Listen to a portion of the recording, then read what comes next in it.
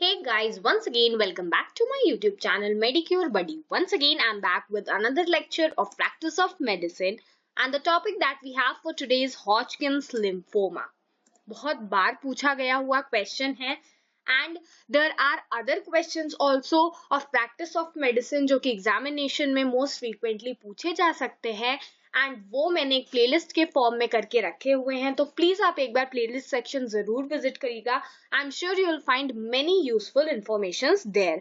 Also आप आई link पे क्लिक करके भी प्लेलिस्ट सेक्शन को विजिट कर सकते हो. नाउ व्हाट इज हॉजकिंस डिजीज और लिम्फोमा?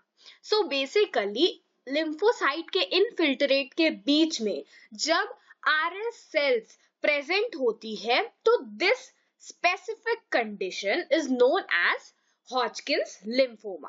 ठीक है, तो समझ लीजिए एक एरिया है जहां पर बहुत सारा इनफिल्ट्रेशन है सेल्स का. ठीक है, छोटी छोटी बहुत सारी सेल्स प्रेजेंट है और इसके बीच में there is a cell which is known as Reed Sternberg cell और आरएस सेल. ठीक है, हम उसको आरएस सेल के नाम से जानते हैं. So that is the cell जो कुछ ऐसी दिखती है. ठीक है, और इसकी आउल शेप्ड अपीयरेंस होती है.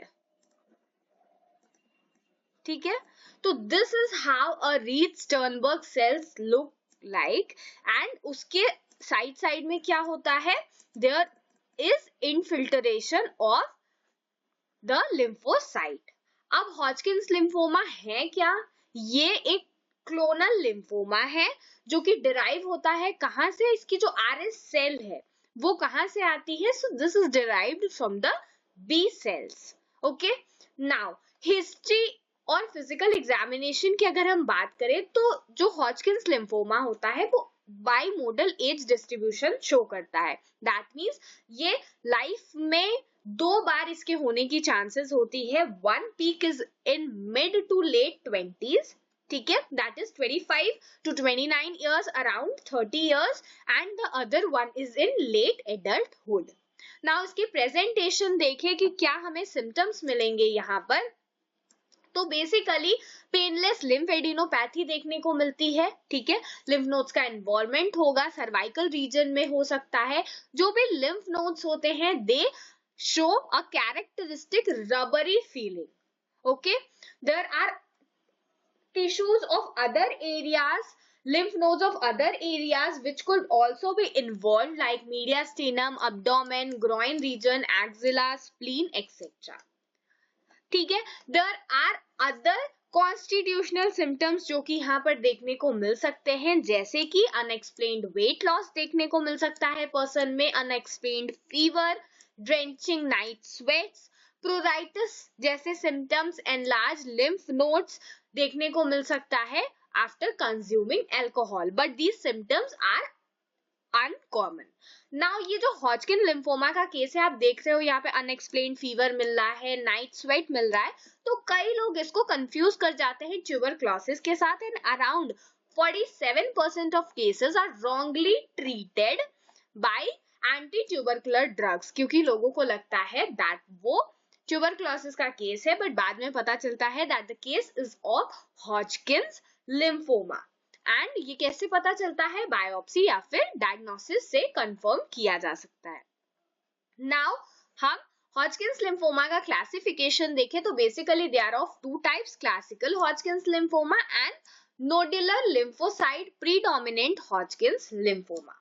एंड क्लासिकल के भी फर्दर 4 सब टाइप्स होते हैं: nodal sclerosis, mix cellularity, lymphocyte rich and lymphocyte depleted. So these are the types you need to keep in mind. Now diagnosis हम कैसे करते हैं? तो रीड स्टर्नबर्ग जो सेल है ये क्या है? ये एक लार्ज मल्टीन्यूक्लिएटेड बड़ी सी सेल है एंड इसमें क्या होता है? प्रोमिनेंट न्यूक्लियोलाई होता है जो कि आउल आई लाइक अपीयरेंस देता है. ठीक है, 2 न्यूक्लियोलाई प्रेजेंट होंगे which gives all owl eye like appearance. और ये कहाँ होती है? which are scattered amidst a background rich lymphocyte, histiocyte, eosinophils and plasma cells effacing the normal lymphoid architecture. तो पीछे पूरी ये सारी सेल्स रहती है और उनके बीच में प्रेजेंट होती है क्या, उनके बीच में प्रेजेंट होती है Reed Sternberg cells. Now talking about the staging कि हम इस लिम्फोमा की स्टेजिंग कैसे करेंगे। So there is a staging procedure which is known as Ann Arbor staging. ये हम देखते हैं। तो जो एन आर्बर स्टेजिंग है लिम्फोमा की, इसमें 4 स्टेजेस है टोटल। अगर सिंगल लिम्फ नोड का इन्वॉल्वमेंट है तो स्टेज 1 है।